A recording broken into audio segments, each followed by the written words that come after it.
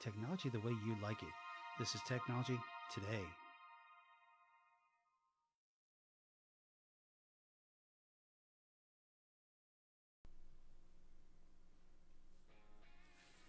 Well, hello everybody, and welcome to Technology Today, episode number 30. I'm your host, David Herzog, and today I've got some stories from the world of technology, and I'm going to talk about why you should not be afraid to clean the inside of your PC. So, without any further delay, let's go ahead and get started.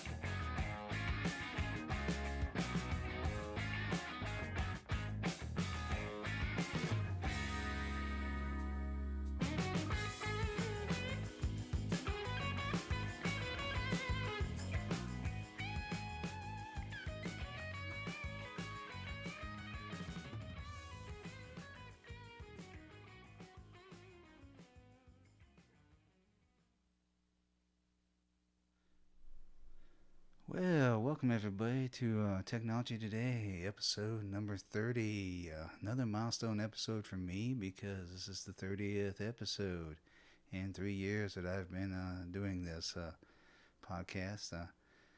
Hi, how's everybody doing? Hopefully everybody is safe and you're working, you're taking care of yourself, taking care of your families, and you're doing what you have to do to make your home a home. And if you are curious and you would like to listen to this podcast, Spreaker.com in the technology section of their website is where you're going to find this podcast. Apple Podcast, iHeartRadio, Stitcher, and Google Podcast. And starting this year, that I started this year, you can watch this on my YouTube channel, Technology Today. And you can also watch it on my Twitter page as well too, because I do share this on Twitter when I go live on my Twitter page when I go live on YouTube. So those are the places that you can check it out if you choose to. If you don't, that's fine. It won't hurt my feelings whatsoever. Well, we got some news stories here that we're going to begin with. So let's go ahead and get this first one started here, shall we? And here we go.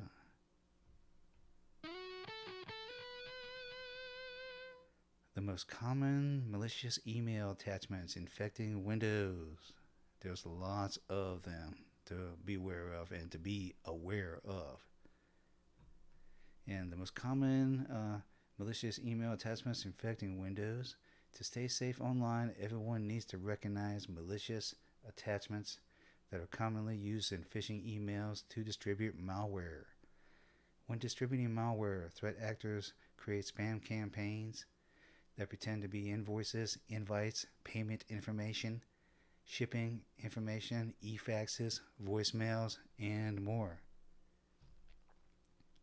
Included in these emails are malicious Word and Excel attachments or links to them that, when opened, are macros are enabled, will install malware on a computer.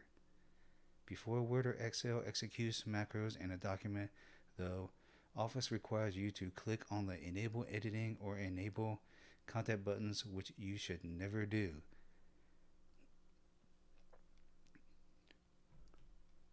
To trick users into clicking these buttons, the malware distributors create Word and Excel documents that contain text and images stating that there is an issue displaying the document. It then prompts recipients to click Enable Content or Enable Editing to see the contents correctly. combination of text and images in these malicious attachments are called document templates. And here are a few of the different document templates that have been used in the spam campaigns for some of the more widespread malware infections.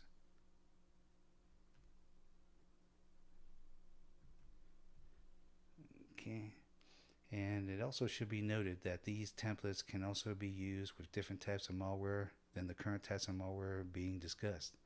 Furthermore, these types of malware documents templates are samples of the more common templates, but many others are out there. So, there's a lot of different variations of these templates that you have to be aware of. And here is one. The first one is Bazaar Loader. Bazaar Loader is an enterprise targeting malware developed by the same group behind the TrickBot Trojan. When installed, threat actors use Bazaar Loader / Bazaar Backdoor to remotely access your computer, which is then used to compromise the rest of your network. When a network has been infected with Bazaar Loader, it is common for the threat actors to ultimately deploy the Ryuk ransomware to encrypt all the devices on a network.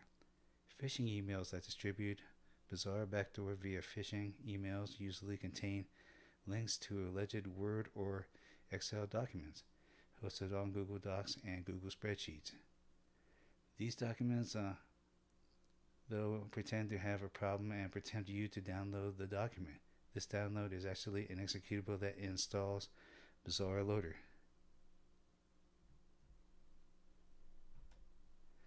And there's another one here called Drydex.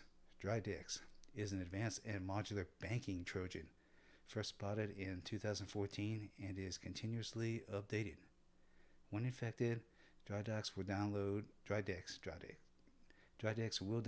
different modules that can be used to steal passwords, provide remote access to a computer, or perform other malicious activities. When Drydex compromises networks, it commonly leads to deployment of BitPaymer or Drydex ransomware attacks. Unlike other malware distribution campaigns, Drydex tends to use more stylized document templates that show small or obfuscated content and prompt you to click enable content to see it better. Drydex also uses more stylized documents templates pretending to be shipping information from DHL and UPS. Drydex likes to use images of embedded documents with company logos and letterhead to trick users into enabling macros. Finally, Drydex will show small, hard-to-read payment invoices that prompt you to click Enable Editing to view it correctly. So, in the final, what you should not do here is,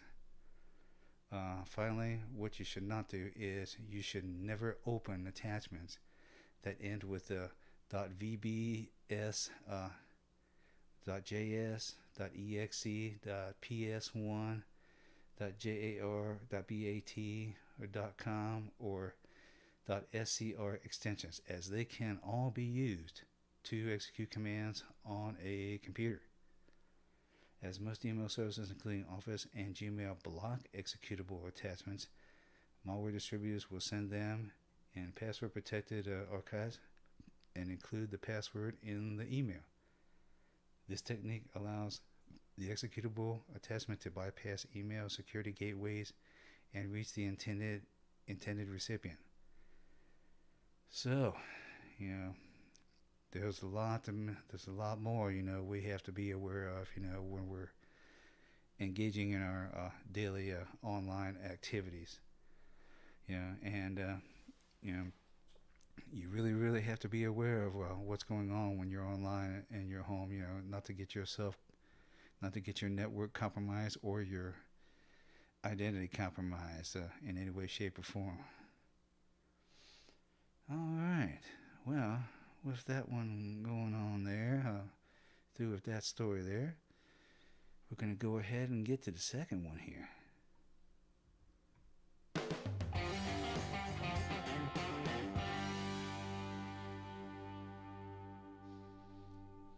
All right. Ransomware is growing. Here are the ways attackers are getting into your systems.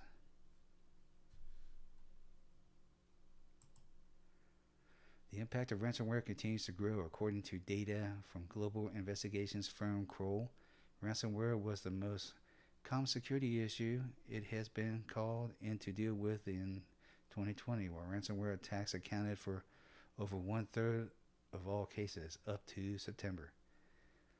And here's how the attackers are getting in.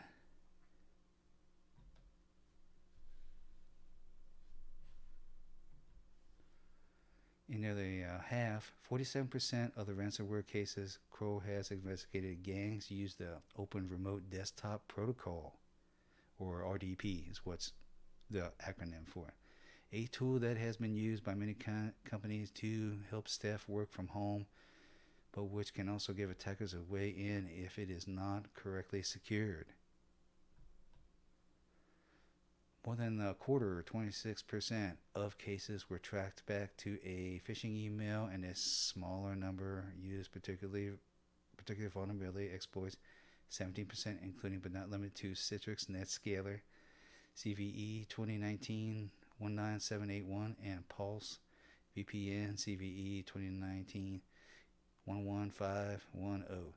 This was followed by account takeovers at 10%. Again, as we talked about before, phishing emails and macros, that you get in email attachments that tell you to click on a document to enable it to read it. Don't do that. It's one thing you should not do. And according to Kroll, the three sectors struck especially hard this year were professional services, healthcare, technology, and telecoms. According to Kroll, Ryuk, Sodinokibi, and Maze were the top three ransomware variants causing problems in 2020, comprising 35% of all cyber attacks. Ransomware tends to cycle through periods of activity before going quiet again, as the developers work to upgrade it before returning to action. As such, Kroll said it has seen a resurgence in Ryuk attacks recently.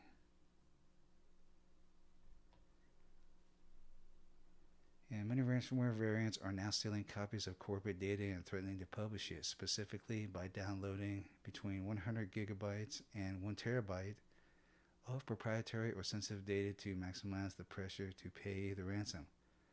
According to Kroll, 42% of its cases with a known ransomware variant were connected to a ransomware group actively exfiltrating and publishing victim data.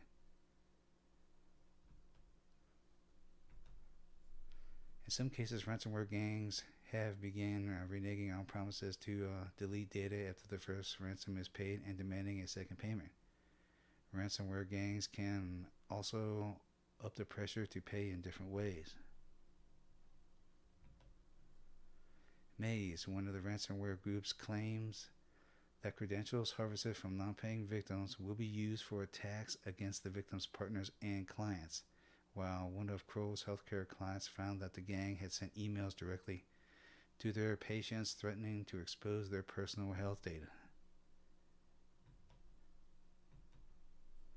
Beyond ransomware, Kroll said business email compromise remained a top threat for organizations and was involved in 32% of cases, followed by unauthorized access to systems. Making it harder for ransomware gangs to gain access, that initial access is probably the best way of protecting your organization from attack, which means ensuring that essential security steps are taken. This includes blocking any unnecessary RDP access, securing all remote access with strong two-factor authentication, ensuring that all software is passed and up to date, as well as ensuring that staff are trained to spot phishing emails.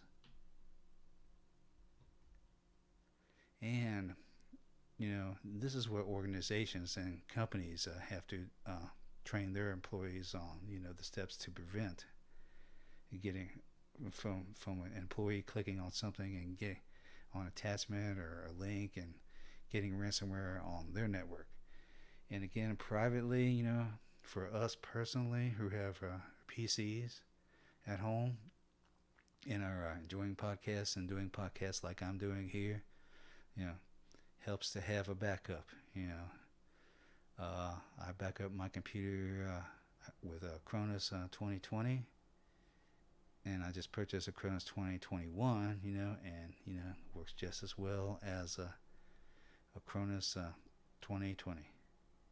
So back up your data, everybody. It is important. Believe it or not, it is important. All right, now let's go ahead and get to the third story here.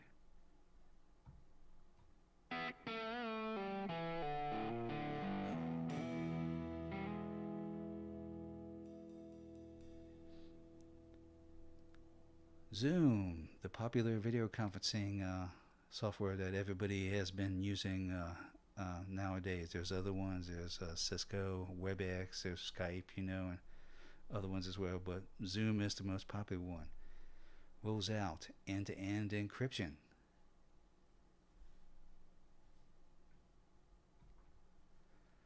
Zoom announced that it will roll out end-to-end encryption for all users as part of a 30-day technical preview. To start using E2EE when joining new meetings during this rollout phase, meeting participants will have to join using the Zoom desktop client, mobile app, or from Zoom Rooms. Users will know if their meeting uses E2EE if a green shield logo with a padlock is displayed in the upper left corner of the window. Zoom users, free and paid, around the world can host up to 200 participants in an E2EE meeting on Zoom, provided increased privacy and security for your Zoom sessions. All E2EE encryption keys are generated by meeting participants' machines instead of Zoom's own servers, thus making all exchange data indecipherable by Zoom or other parties, with the exception of each meeting participant. In typical meetings, Zoom's cloud generates encryption keys and distributes them to meeting participants using Zoom apps as they join.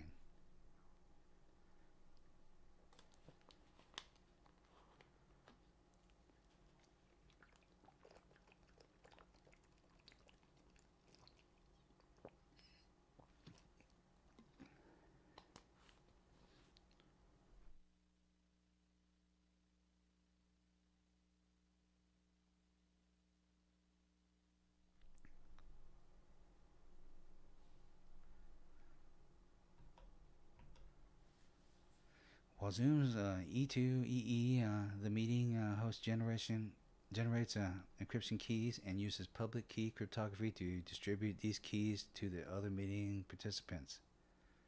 Zoom servers become oblivious relays and never see the encryption keys required to decrypt the meeting contents. And also, to start using end-to-end encryption when joining Zoom meetings, users have to enable end-to-end encryption meetings at the account level and opt in for end-to-end encryption meetings on a per meeting basis. While end-to-end encryption provides users with improved security, privacy, and data protection to Zoom meetings, some functionality is limited when it is enabled. Enabling this version of Zoom's end-to-end encryption in your meetings disables certain features including join before host, cloud recording, streaming, live transcription, breakout rooms, polling, one-to-one, private chat, and meeting reactions. So there's something to think about, which is good that it's good that Zoom is doing this, because it's making it more secure, when we're communicating with each other online.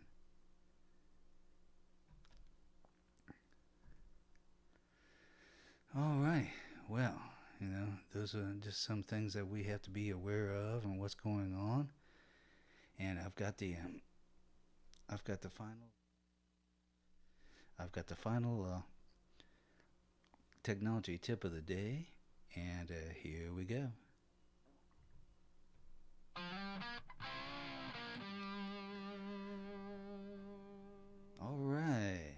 The final technology tip of the day is don't be afraid to clean inside your PC. And why should you not be afraid to look inside your PC and clean it? Because it's important to look inside your PC at least once a year or twice a year to see if there are any debris that may have accumulated on the parts inside of your PC. And why do you want to do this? Because dust and debris that have accumulated over time can affect the performance and temperature of the parts inside of your PC. And how are we going to do this here? First, we're going to disconnect all the cables from your PC, including the power supply cable, and place your PC on a suitable work area. And what we're going to do is remove the side panel of your PC by either loosening the two thumb screws on the side panel with your fingers, or by using a Phillips head screwdriver. So some PCs, they have thumb screws on them, and some have Phillips head screws, and some have thumb screws that have Phillips or that are Phillips head screws. If you do have thumb screws that are Phillips head screws, you can take a Phillips head screwdriver like the one showing you here for those who are watching, and you can take it. You can remove the screws from your PC with this Phillips head screwdriver, or if you choose to, you can purchase, like I just did here. It's a really great kit from, and this is not a commercial for this company, but iFixit. Get you one of these. Might cost you about $80 or so. That's what it cost me. You'll have all the tools that you need to do any kind of repairs on your PC that you want to do. And I'm gonna go here. Let's see, to the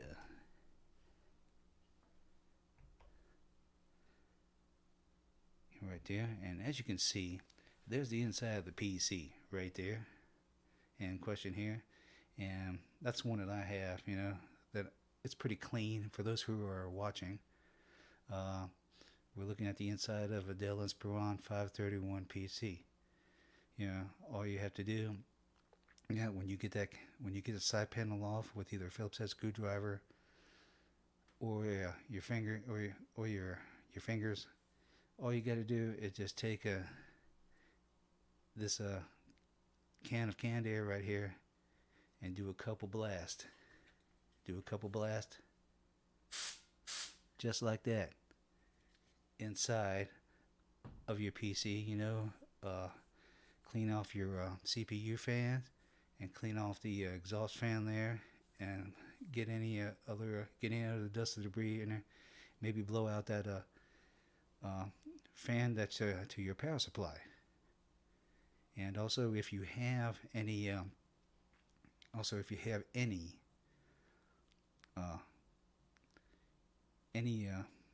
what's the word I'm looking for? Any screens, any dust collecting screens that are on the bottom of your computer, you might want to clean those out as well too at this time. And after you do that, what you're going to do is you blow the canned air inside the computer and clean out your computer.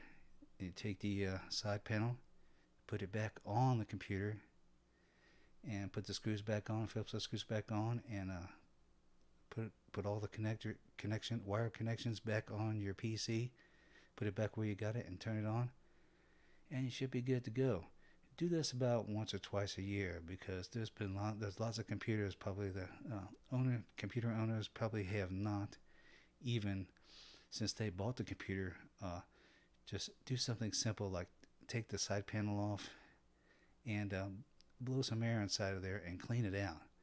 It'll help your PC run, and your PC will be going for quite a long time. Alrighty. Well, so that's our tech tip for the day there. And I believe we're coming to the end of the podcast here.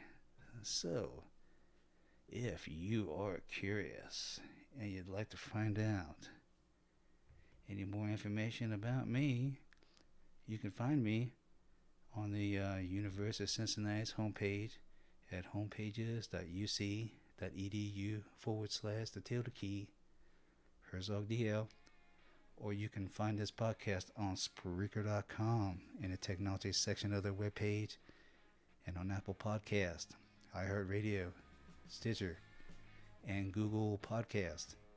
And you can also watch this on my YouTube channel, Technology Today, and on my Twitter page. And I'd like to thank everyone for listening and watching today. And I'll be talking at you soon. Goodbye until next time. Stay safe, stay healthy, stay alive, stay working, taking care of yourself, and taking care of your families. And thank you once again for watching and listening. And I'll see you all soon. Bye-bye for now.